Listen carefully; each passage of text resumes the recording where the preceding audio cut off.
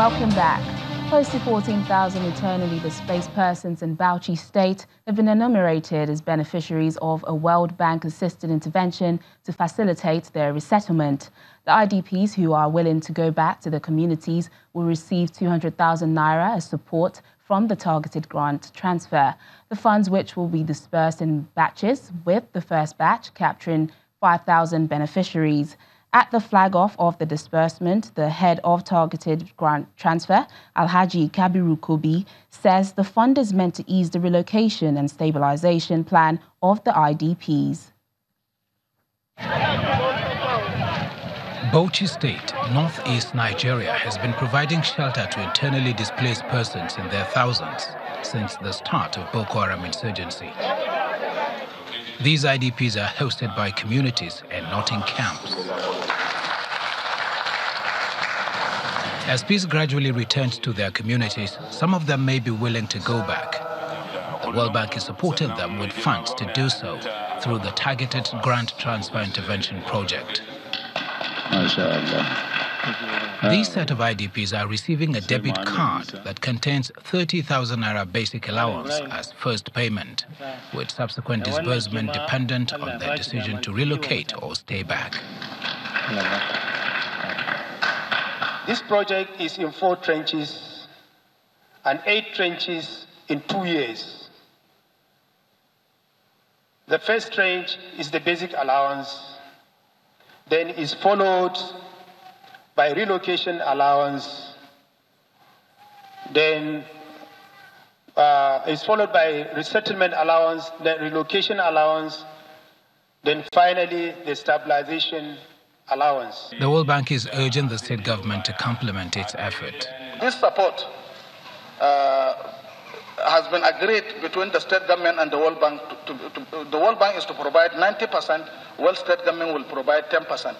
In fact, with the assumption of this government, I'm happy to state here clearly that actually we have been receiving support. And that was what led to the immediate beginning of the implementation of the project, because His Excellency provided under the PWF about 63 million naira. That is a sort of that 10% that complemented what actually our beneficiaries are enjoying. Bauchi government says it is committed to the well-being of the IDPs, while urging them to use the fund to attain self-reliance. I will thank first and foremost the World Bank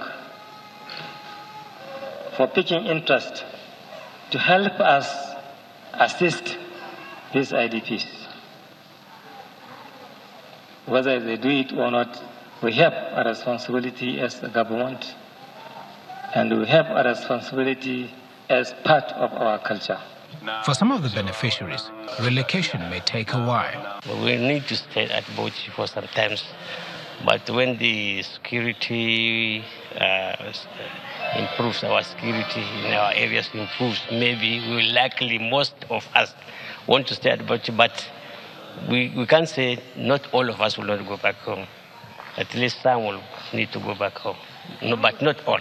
With some of the IDPs appearing to be comfortable in their host communities, the question is whether the grant will trigger their desire to go back home, especially if the security situation improves greatly. In Morocco, members of a tribe in the southeast region who are believed to be descendant from slaves pay homage to their ancestors through music. The band, the Pigeons Disable, is part of the Ngnoa tribe, whose members are believed to have been forced out of Sudan as part of the global slave trade in the 19th century. Take a look.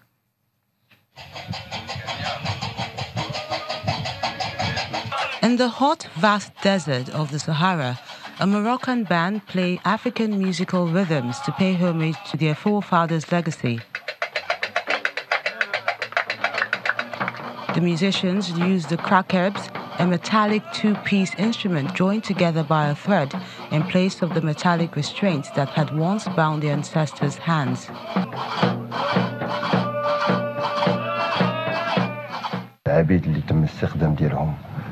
Slaves came from Morocco to North Africa via a desert route through the city of Sijmasa, then on to Europe and America. They brought their heritage, rich with African culture and entwined with suffering. which has become our legacy. This heritage was made up of a number of instruments, including the krakens. There is also the ganga, which is the large drum, and the smaller drums are called the tiganga. Shackled in chains while crossing the desert, the slaves would use their restraints to create soothing tunes for their journey, leading a nomadic existence until they finally settled in several villages across Morocco.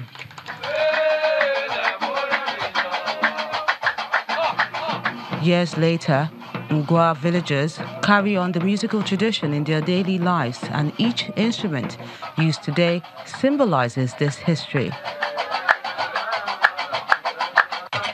The tribes are scattered across Morocco, but in Kamila, they have made a living by playing music to visitors who flock from countries around the world to learn about this rich history. Day after day, tourist numbers increase. Therefore, the number of tribe members in our band increased, and now we are around 55 members. We are divided into two groups, taking turns every day to perform our music. Sometimes we get requests from hotels and touristic camps to perform in the desert at night. This is how we earn our living. Some of it is sort of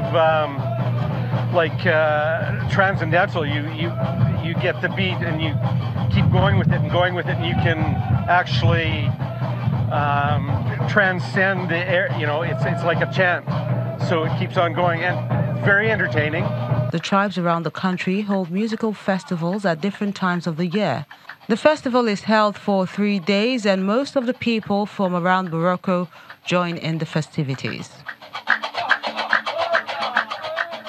Finally, on the program, Hollywood star Idris Elba has co-written a stage show about life in South Africa after Nelson Mandela, which will have its premiere in Manchester next summer. The Luther star has written Tree with Kwame Kwei-Armah, the new artistic director of London's Young Vic Theatre.